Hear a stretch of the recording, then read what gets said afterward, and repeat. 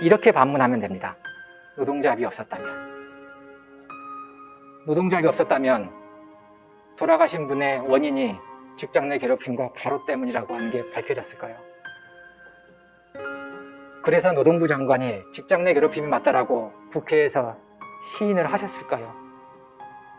그래서 가해자는 징계하고 COO는 사의하는 그런 일이 일어났었을까요?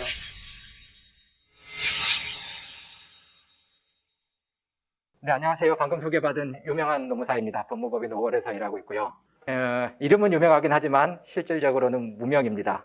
어디 검색해서 제 이름 나오지 않습니다. 제가 오늘 준비한 강의의 주제는 왜 노동조합인가입니다. 자, 이런 왜 노동조합인가라고 하는 주제를 하기에 앞서 한 가지만 좀 말씀을 드리면 오늘 제 얘기는 약간은 현실적인 얘기가 될 것 같습니다. 왜 노동조합일까요? 이 질문을 답하기 위해서는 몇 가지 질문을 좀 더 던져봐야 됩니다. 그 질문은 크게 보면 네 가지로 나눌 수 있는데요. 첫째, 왜 노동조합에 가입하셨을까요? 여러분들 스스로에게 한번 던져봤으면 좋겠습니다. 둘째, 여러분들은 노동조합을 통해서 무엇을 얻고자 하시나요? 셋째, 혹시 노조가 아니면 다른 방법이 있었을까요? 넷째, 그 무엇을 얻기 위해서 여러분들은 무엇을 해야 될까요? 이 얘기를 한번 찾아가 보려고 합니다. 20대 중후반부터 50대 중후반까지 약 30년 동안을 회사를 위해서 노동을 하게 되죠. 이것을 하루 단위로 보게 되면 한국 직장인의 평균적인 하루 삶은 이렇게 된다고 합니다. 이때쯤 7시에서 8시 사이에 출근을 하시고요. 1시간 점심 먹고 또 근무를 하시고요. 다시 한 7시에서 8시쯤 퇴근을 하는 게 우리들의 반복적인 삶이죠. 이제 여기서 봐야 될 게 직장인에 그래서 평균적인 근무 시간은 9시간 반 정도 된다고 하는데 지금은 그래도 좀 줄어들었을 테니까 9시간 정도 일한다고 보시면 될 것 같습니다. 근데 회사에 머문 시간은 9시간은 아니죠. 여기서 빠지는 시간 1시간 있죠. 점심시간. 출근해서 퇴근까지 최소한 회사에 있는 시간은 10시간 정도가 평균인 것 같습니다. 근데 여기서도 또 빠진 시간이 있죠. 회사를 위해서 쓰시는 시간들 뭘 것 같습니까? 출퇴근 소요 시간입니다. 오로지 회사를 위해서 사용되는 시간이죠. 서울이나 경기 지역은 평균적으로 출근에 1시간, 퇴근에 1시간, 2시간 정도 쓰게 됩니다. 이걸 합하게 되면 실제 근무하거나 내지는 회사를 위해서 쓰는 시간은 하루 기준으로 따지고 보면은 12시간 정도 쓰시는 거죠. 그 외에 나머지 밥 먹는 시간, 아침 먹는 시간, 저녁 먹는 시간, 자는 시간, 이 시간을 다 뺀다 하더라도 최소한 일주일에 5일가량은 오로지 여러분들의 시간을 회사를 위해서 쓰신다고 해도 과언이 아닐 거라고 저는 생각을 합니다. 노동을 삶이라고 했을 때 행복하게 노동한다고 해서 반드시 행복한 삶이라고는 할 수는 없으나 물론 행복한 노동이 있는지는 모르겠으나 어쨌든 행복하게 노동한다고 해서 반드시 행복한 삶이라고 할 수는 없으나 단언컨대 최소한 불행한 노동에 의해서 행복한 삶은 없다라고 생각을 합니다. 그래서 어떤 삶을 살 것인가 라고 하는 문제는 어떠한 노동을 할 것인가 라고 하는 것과 저는 같다라고 생각을 합니다. 여기서 어떠한 노동 이걸 조금 풀었으면 이렇게 볼 수가 있습니다. 몇 시간을 일할 거냐? 그 노동의 대가로 돈은 얼마나 받을 거냐? 얼마나 쉴 수 있을 거냐? 다치거나 죽지 않고 일할 환경은 되는 거냐? 복지는 어떻게 되는 거냐? 괴롭힘은 없는 거냐? 이걸 우리는 약간의 유식한 표현으로 노동의 조건, 노동 조건이라고 부르는 겁니다. 어떻게 노동할 것인가? 노동 조건을 결정하는 것은 크게 보면 네 가지밖에 없습니다. 첫째, 근로계약. 둘째, 취업규칙. 셋째, 노동법. 넷째, 단체협약입니다. 자, 하나씩 볼까요? 여러분들이 처음에 입사할 때는 당연히 근로계약서를 쓰면서 시작합니다. 여러분들이 노동을 한다는 건 근로계약서를 쓰는 것부터 출발한다는 거죠. 근데 근로계약서는 누가 체결하는 겁니까? 사용자와 근로자 개인이 체결하는 거죠. 여러분들 입장에서, 네이버 입장에서 본다 그러면 이걸 뭐라 부르냐면 연봉계약서라고 보시면 될 것 같습니다. 연봉계약서에 여러분들의 근무 시간이 나오고 여러분들이 월급이 나오는 거니까요. 자, 근로계약을 통해서 여러분들은 어떻게 근로조건을 계산할 수가 있어요? 노력하거나 그만두거나 좋은 사장님을 만나거나. 생각을 해보세요. 여러분들의 근로계약서 내지는 노동조합이 없었을 때, 연봉계약서 쓸 때 여러분들이 여기에 관여할 수 있나요? 여러분들이 엄청나게 노력하면 여러분들의 연봉을 회사가 알아서 팍팍 올려주나요? 아마 그러지는 않았을 겁니다. 대체로 회사가 제시한 연봉 액수에 여러분들은 그게 관여 없이 사인을 할 거냐 말 거냐만 선택하는 게 현실이었을 겁니다. 근로계약을 통해서 여러분들의 근로조건을 계산한다는 건 사실상 불가능하다고 봐야 됩니다. 두 번째, 취업규칙. 취업규칙은 누가 만드냐면 사용자가 만드는 겁니다. 여러분들은 취업규칙 만드는데 개입한 적이 없으실 겁니다. 다만 노동법적으로 취업규칙을 불리하게 변경할 때는 근로자 과반수의 동의를 얻어야 된다. 이것만 있는 거거든요. 그러면 불리하게 변경될 때만 그런 거고, 여러분들이 입사할 때는 취업규칙에 동의한다는 전제에서 입사하는 거거든요. 취업규칙은 사용자가 만드는 거니까 여러분들은 개입할 여지가 없으시잖아요. 결국 좋은 사장을 만나야지 취업규칙을 통해서 여러분들의 근로조건을 개선할 수 있거든요. 현실에서 좋은 사장은 있나요? 드라마에는 있긴 있는 것 같습니다. 현실에는 저는 아직까지 별로 못 봤습니다. 세 번째, 노동법. 노동법은 누가 만드는 거죠? 국회에서 만드는 거죠. 누가요?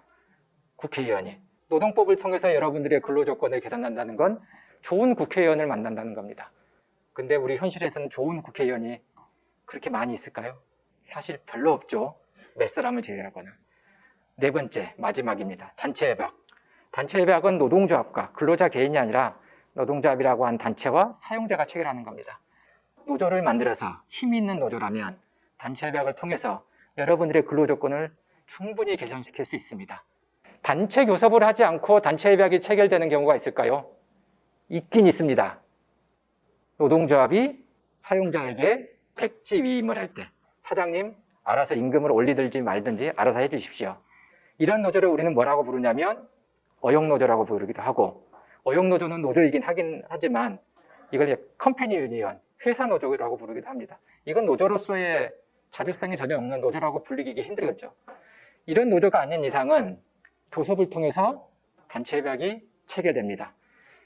이 단체 교섭권이 좋은 이유는 사용자는 정당한 이유 없이 단체 교섭을 거부하거나 해태하면 2년 이하의 징역과 2천만 원 이하의 벌금을 받게 됩니다.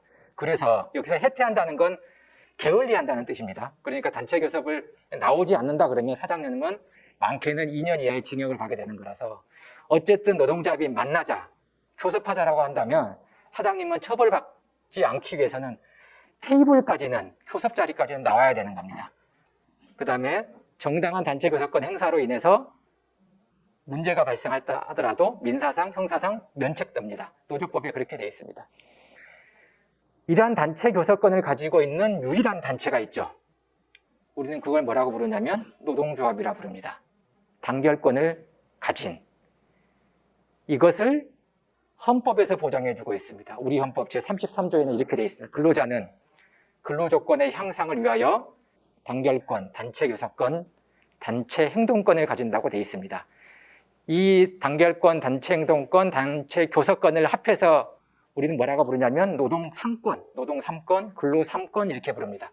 그러니까 근로자는 근로조건의 향상을 위해서 근로 3권, 노동 3권을 가지도록 헌법에서 명시하고 있습니다. 노동 3권을 헌법에서 명시한 의미는 뭘까요? 이건 노동자의 기본권이라고 하는 뜻인 거고, 행복추구권, 환경권, 거주 이동의 자유, 언론, 출판, 집회, 결사의 자유와 같다는 뜻입니다. 노조를 만든다, 교섭을 한다, 단체 행동을 한다. 이는 곧 헌법을 준수한다는 뜻입니다. 그럼 왜 헌법과 법률로 노동 3권을 보장하고 있는 걸까요? 단 하나입니다. 사용자가 근로자 개인보다 힘이 월등히 세기 때문에 그렇습니다. 그래서 노동자들로, 조합원들로 쌓아 올린 유니온, 노동조합을 만들어서 대등한 위치에서 힘의 균형을 가지고 사용자와 교섭을 통해서 해결하라고 헌법에서 보장해주고 있는 겁니다. 무엇이 교섭을 좌우하는가? 이 문제입니다. 이걸 약간 풀었으면 이런 문제입니다. 여러분들이 무언가를 원할 거예요, 노조가. 근데 그 노조의 요구가 합리적이면 아주 정당해요. 임금 인상을 10% 했는데 회사의 이익, 경쟁업체의 임금 인상률, 그 다음에 여러분들의 임금 수준, 뭐 이런 걸 전체적으로 받아야 해서 여러분들의 10%가 너무나 합리적인 거예요. 10% 인상 요구가. 그러면 여러분들의 요구가 합리적이면 사용자는 여러분들의 요구를 수용해야 될 법적 의무가 있을까요? 자리까지 나와야 되는 의무는 있거든요, 법적으로. 거부하거나 해태해서는 안 되니까. 테이블까지는 나와야 되는데 여러분들의 요구를 수용할 사용자의 의무가 있을까요? 그것까지는 법적으로 없는 거거든요. 이걸 달리 표현하면 이런 겁니다. 무엇이 사용자라 하여금 여러분들의 요구를 들어주게 하는가? 여러분들의 요구를 존중하게 만들까요? 저는 이렇게 생각합니다. 두려움. 인간에 대한 존중은 두려움에서 나온다고 송곳이라고 하는 드라마에 나왔거든요. 저는 이거 전적으로 동의합니다. 자, 그러면 노조의 힘은 어디서 나오는 걸까요? 노조의 힘. 회사의 힘은 재산권에서 나온다 치면 노조의 힘은 단언컨대 단체 행동권에서 나옵니다. 이런 겁니다. 수십 차례 교섭을 했고 노조의 요구가 합리적이에요. 근데 회사가 노조의 요구를 안 들어줘요. 왜냐하면 사용자는 노조의 요구를 들어줘야 될 의무가 없거든요. 노조와 만날 의무는 있으나 노조의 요구를 들어줄 의무는 없기 때문에 나는 못 들어줘. 그 다음에 어떻게 해야 돼, 노조가?